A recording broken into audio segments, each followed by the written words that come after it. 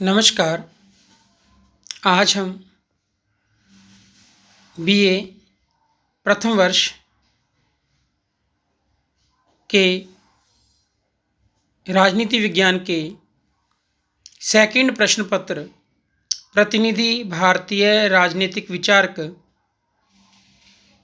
के second topic Kautilya के अंतर्राष्ट्रीय विचारों के अंतर्गत षाड्गुण्य नीति का विवेचन करेंगे। एक राजनीतिक चिंतक के रूप में कौटिल्य ने न केवल राज्य के आंतरिक प्रशासन यथा राज्य की उत्पत्ति का सिद्धांत, राजा के दायित्व, राजा के कर्तव्य, राजा के गुण, राजा की आंतरिक प्रशासन की नीति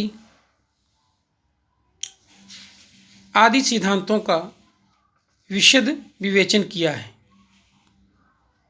उसने उन सिद्धांतों का भी उल्लेख किया है जिन के आधार पर एक राज्य दूसरे राज्यों के साथ संबंध निर्धारित करता है कि उसे दूसरे राष्ट्र अपने पड़ोसी, शत्रु अथवा मित्र के साथ किस प्रकार से राष्ट्रीय हितों के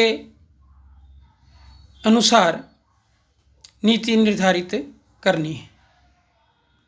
उसने विदेश नीति का विशद विवेचन करते हुए लिखा है कि विदेशों में राजदूत और गुप्तचर रखने की प्रक्रिया क्या होनी चाहिए। परराष्ट्र संबंधों के इस क्षेत्र में कौटिल्य प्लेटो और राजनीति विज्ञान के जनक अरस्तु से निश्चित रूप से आगे है। कौटिल्य ने परस्पर संबंधों के दो सिद्धांतों का विवेचन किया है। यह दोनों सिद्धांत अंतर्राष्ट्रीय क्षेत्र में राज्यों के परस्पर संबंधों को निर्धारित करते हैं। नंबर 1, पड़ोसी राज्यों के साथ संबंध स्थापित करने के लिए मंडल सिद्धांत, और नंबर 2, अन्य राज्यों के साथ संबंध व्यवहार निश्चित करने के लिए 6 लक्षणों वाली षाड्गुण्य नीति। प्रस्तुत वीडियो में हम कौटिल्य के अंतर्राष्ट्रीय विचारों का षाड्गुण्य नीति के संदर्भ में अध्ययन करेंगे। पड़ोसी राज्य और विशेषतः अन्य विदेशी राज्यों के साथ व्यवहार के संबंध में कौटिल्य ने 6 लक्षणों वाली नीति का प्रतिपादन किया है। इस नीति के जो लक्षण हैं वो निम्नानुसार हैं। नंबर 1 है संधि। कौटिल्य के अनुसार किसी भी राजा के लिए संधि करने की नीति का उद्देश्य अपने शत्रु राज्य की शक्ति को नष्ट करना एवं स्वयं को बलशाली बनाना होता है। जैसा कि हम जानते हैं कि अंतर्राष्ट्रीय राजनीति के क्षेत्र में राष्ट्रीय हितों की सिद्धि ही राष्ट्र का एकमात्र उद्देश्य होता है। उसकी राष्ट्रीय हित की सिद्धि किस तरह से होती है, कैसे वो स्वयं को बलशाली बनाता है, इन सब तथ्यों के आधार पर ही वह अन्य राज्यों के साथ संधि करता है। शत्रु से भी उस समय संधि कर ली जानी चाहिए जब शत्रु पर विजय प्राप्त नहीं की जा सकती हो, और स्वयं को सबल तथा शत्रु को निर्बल करने के लिए कुछ समय प्राप्त करना आवश्यक है। कौटिल्य के अनुसार संधि कई प्रकार की हो सकती है। नेक्स्ट है विग्रह। विग्रह का अर्थ है युद्ध। इस नीति का अनुगमन राजा को तभी करना चाहिए जब राजा को शत्रु निर्बल दिखे, स्वयं उसकी युद्ध व्यवस्थाएं ठीक हो तथा अपनी शक्ति के बारे में पूर्णतः आश्वस्त हो। विग्रह नीति का अनुसरण करने से पूर्व राजा के द्वारा राज्य मंडल के मित्र राज्यों की सहायता प्राप्त कर लेने की भी व्यवस्था कर ली जानी चाहिए। विग्रह नीति अपनाते हुए शत्रु के ऊपर आक्रमण करके राज्य की भूमि के भागों को तुरंत अपने अधीन कर लेना चाहिए। नेक्स्ट है यान। यान का सीधा सा अभिप्राय वास्तविक आक्रमण से है, चढ़ाई से है। इस नीति को तभी अपनाया जाना चाहिए जबकि राज्य को लगे कि उसकी स्वयं की स्थिति पूर्णतः सुदृढ़ है और ऐसा प्रतीत हो कि आक्रमण के मार्ग को अपनाए बिना शत्रु को वश में करना संभव नहीं। मतलब जो युद्ध है या आक्रमण है वो अंतर्राष्ट्रीय संबंधों के क्षेत्र में अंतिम उपाय है। विग्रह और यान में मात्र स्तर का ही भेद है, यान विग्रह से कुछ आगे है। नेक्स्ट है आसन। जब बीजुगुषु तात्पर्य क्या है? विजय की इच्छा रखने वाला राजा, जीत की इच्छा रखने वाला राजा, जिसे हम महत्वाकांक्षी राजा कह सकते हैं। कौटिल्य ने कहा है कि एक राजा को अपनी सीमाओं का विस्तार करते रहना चाहिए। जब बीजुगुषु और शत्रु समान रूप से शक्तिशाली हों तो राजा के द्वारा आसन अर्थात तटस्थता की नीति अपनाई जानी चाहिए। आसन की नीति अपनाते हुए बीजुगुषु के द्वारा यथासंभव अधिकतम शक्ति का अर्जन करना चाहिए। उसे ऐसे साधनों का अर्जन करना चाहिए जिसके माध्यम से वह अपने शत्रु देश को पराजित कर सके। नेक्स्ट है संश्रय। संश्रय का अर्थ है बलवान का आश्रय लिए जाने से है। यदि राजा शत्रु को हानि पहुंचाने की क्षमता नहीं रखता है, साथ ही यदि वह अपनी रक्षा करने में भी असमर्थ है, तो उसे बलवान राजा का आश्रय ले लेना चाहिए। यह ध्यान रखना चाहिए कि जिस राजा का आश्रय लिया जा रहा है वह शत्रु से अधिक बलशाली हो।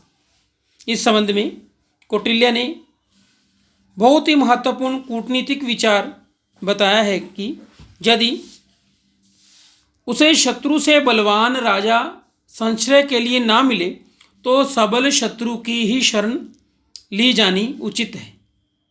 अंतिम है द्विवेदी भाव। द्विवेदी भाव की नीति से कौटिल्य का आशय एक राज्य के प्रति संधि और दूसरे राज्य के प्रति विग्रह की नीति को अपनाने से है। जब अपने उद्देश्य की पूर्ति के लिए एक राज्य से सहायता लेने और दूसरे राज्य से लड़ने की आवश्यकता हो तो द्विवेदी भाव अपनाया जाना चाहिए। इस संबंध में जो मनु के विचार हैं, मनु द्विवेदी भाव के बारे में कुछ अलग तरह का विचार रखता है।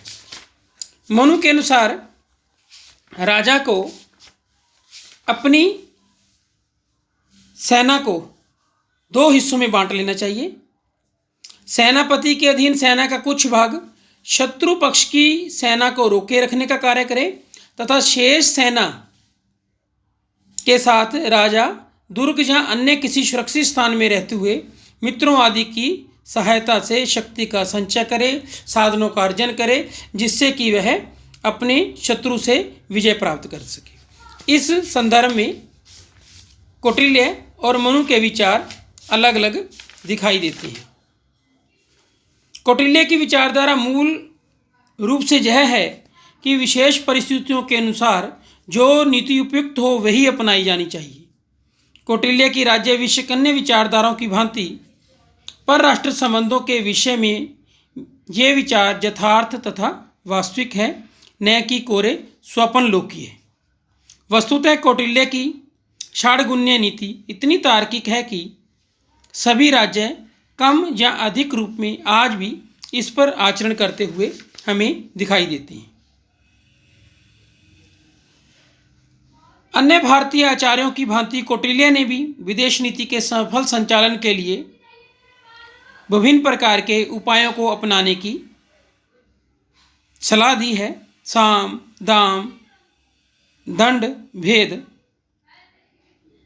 कौटिल्य का मत है कि निर्बल राजा को समझा बुझाकर अथवा कुछ सहायता देकर, दान देकर वश में करना चाहिए। भेद द्वारा फूट डालना चाहिए। और कौटिल्य का विचार है कि सबल शत्रु राजा जिसके विरुद्ध युद्ध में विजय प्राप्त नहीं की जा सकती के प्रति भेद की नीति को अपनाया जाना चाहिए। इसका तात्पर्य है सबल राजा को उसके अन्य मित्र राज्यों में मतभेद की स्थिति उत्पन्न की जानी चाहिए, जहाँ संबंधित राजा और उसके राज्य की अन्य प्रकृतियों के बीच मतभेद की स्थिति उत्पन्न कर दी जानी चाहिए, जिससे सबल शत्रु राजा और उसका राज्य निर्बल हो जाए। दंड के उपाय को अंत में ही अपनाने का सुझाव दिया है। जब साम दाम और भेद सार्थक सिद्ध ना हो तभी दंड को अपनाया जाना चाहिए, क्योंकि दंड के उपाय को अपनाने से स्वयं राजा को क्षति उठानी पड़ती है। धन्यवाद। आपने अच्छे से षाड्गुण्य सिद्धांत को समझा है। इसको ध्यान से सुनोगे तो आपको कौटिल्य के परराष्ट्र संबंधों के दूसरे सिद्धांत षाड्गुण्य को समझने में किसी प्रकार की दिक्कत नहीं आएगी। धन्यवाद।